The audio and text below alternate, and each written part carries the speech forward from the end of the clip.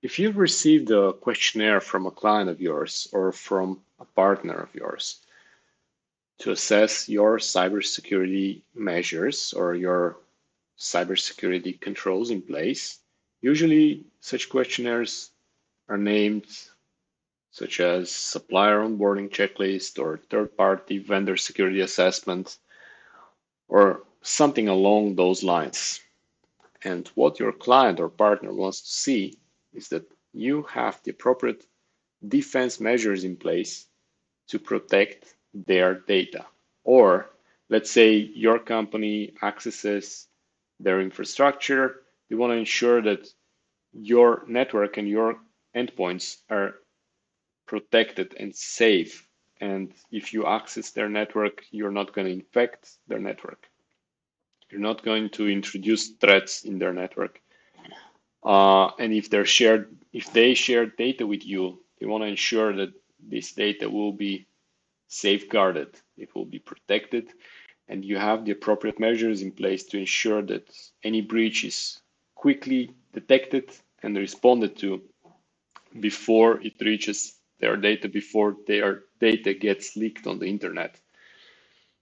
And usually, such questionnaires are between 30 to 190 questions.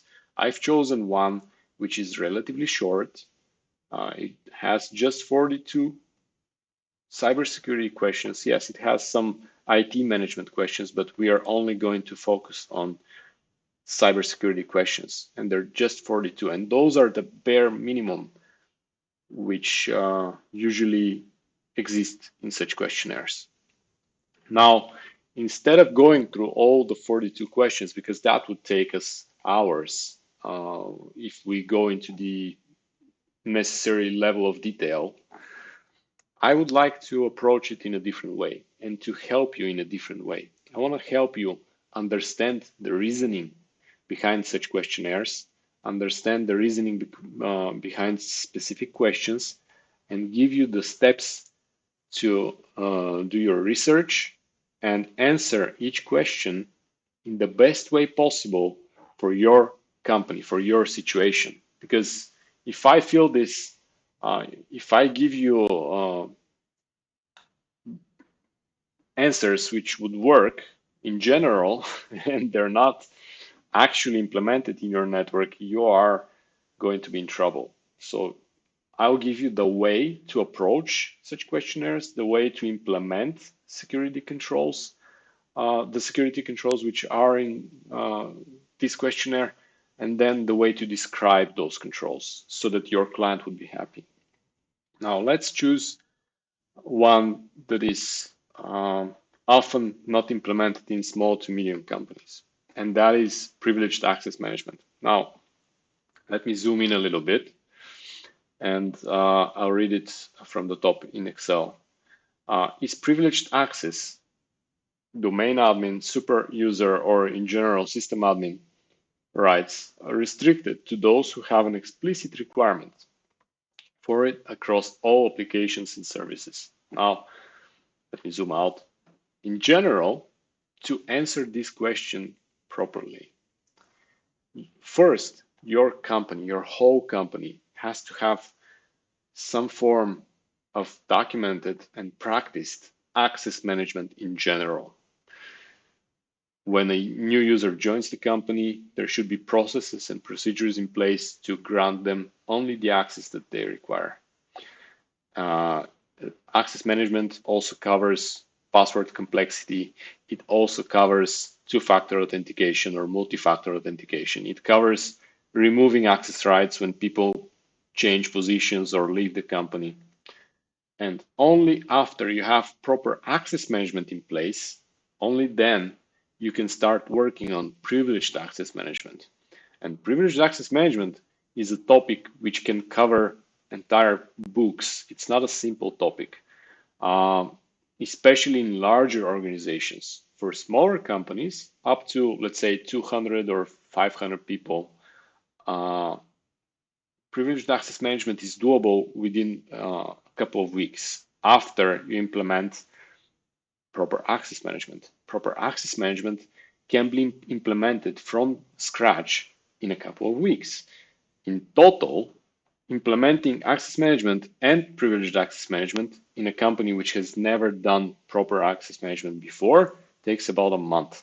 Now, that doesn't mean that you have to spend 42 months to to implement all the security controls in this questionnaire. It just means that some questions will require more time, more effort, depending on the kind of company. Of course, if your company has just 50 employees or 20 employees, implementing access management and privileged access management might take even a couple of days of hard work. It all depends on the complexity of your IT infrastructure, on the complexity of your IT team, and the expectations of your client, of course, and your business model, because you might be dealing with nuclear secrets, which changes the game completely. Or you might be doing sales of toys, which changes the game again in a different direction. So the way to approach such questionnaires and the way to approach the question is to see if you have the underlying controls, is to see if you have the security mitigations or security controls mentioned in this specific question. Then give the client the right explanation. You can't just say yes to such a question. You have to go into a little bit more detail. If, for example, in a perfect example, you already have privileged access management in place and you believe you are perfect in it, or at least good enough, you might say, yes, we do have privileged access management. Yes, we have documented it. We have the processes. We have the procedures. We are following the processes and procedures, and we can share evidence with you if you require it. That's what you should say here if you comply with this question. Another easy to answer question would be, is multi-factor authentication utilized where appropriate? Now, the client or your partner would expect that if they send you emails, those emails cannot be accessed with just a username and a password, because in that case, you would be susceptible to quite basic phishing attacks or password stealing attacks. If you're exchanging emails with them, they would expect that your email access is protected by multi-factor authentication. If they share data with you, then they would expect that accessing databases might require multi-factor authentication. If your clients are accessing web-based forms which contain the data of your client, then this web-based form or web page might need multi-factor authentication, and so on and so on. It's not just about email. It's not just about computers or databases. Whatever is relevant in your situation, just think about what your client might expect, and then, as they ask here, briefly explain what kind of MFA implementation do you have in place. Is it based on text messages? Is it based on an application which pops up a window on the user's phone to approve or deny access?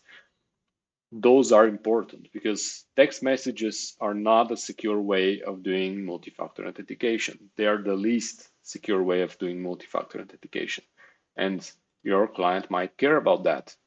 So if you just say, yes, we have multi-factor authentication, that would not be enough in this case. Because most clients who send such questionnaires are advanced enough to understand that some multi-factor authentication forms are easy to bypass, and they know that, and they want to see that you understand that fact and that you have taken the appropriate measures to make sure that your multi-factor implementation is not easy to bypass. And that's the approach to any question in such a questionnaire. Your client needs to know, for example, that you know where their data is stored, how is it stored, what kind of their company's information do you store, and such. Now, of the important questions that I would like to highlight, uh, does your organization, and this is partially an IT question, but it's also a cybersecurity question, does your organization maintain a register of all of its assets? Now, they don't care if you have a register of all your keyboards and mice. They don't care if you have a register of your tea kettles, but they care if you have a register of all your laptops, company issued smartphones, and servers. Because if you don't have such a database, then it's going to be difficult for you to maintain vulnerability management, to maintain patch management for all your assets. And that's why they care about the most basic configuration management database. Do you have it in place? Do you have the practice of good inventory of your assets? Because only if you have this practice, then you can have proper vulnerability management in place. And that's more or less it. I mean, now there are questions such as does the organization enforce the use of a standardized antivirus solution? I've seen environments and companies that we help fill such questionnaires where every employee can have their own antivirus. And if you ask the IT admin, do you know which of your colleagues have been infected with a virus in the past 24 hours or the past month? They can't answer this question because they don't have the visibility into each of their computers because everyone can have their own antivirus. The reason they're asking about the standardized antivirus, that usually means that there is a centrally managed antivirus solution with a centrally managed console where the IT admin or the security engineer in your company could log in and see the protection status of each device in the company. And if some of them get infected, they would see that on a dashboard. That's what your client would expect to see as an answer. Yes, we have a centralized antivirus or anti-malware solution or EDR, whatever, and we manage it from a single dashboard. That's what they would like to see. And many questions in such questionnaires require you to start a small project. This small project might take hours, might take days or weeks.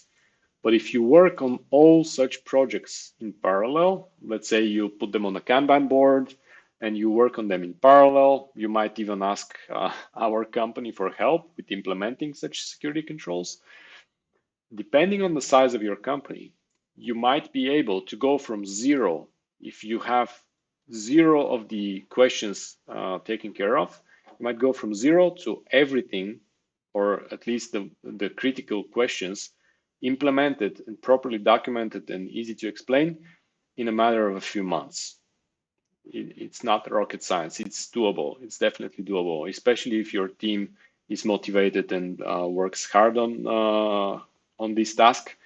Then it's definitely doable. And if you have external help, then you might be even quicker in implementing those security controls. Now, what's the benefit? Why should you go into detail and why you should work really efficiently and effectively on filling such a security questionnaire? Well, there are three reasons. First of all, if you implement all the security controls, or at least the important ones, in your company becomes secure. You'll be protecting your employees, your clients, yourself, your market positioning by being secure. And you're not just secure from hacking attacks. Many of those questions take care about insider threats. So that would be disgruntled employees or even human error. So first, the first benefit is you become secure from hacking attacks and human error or disgruntled employees.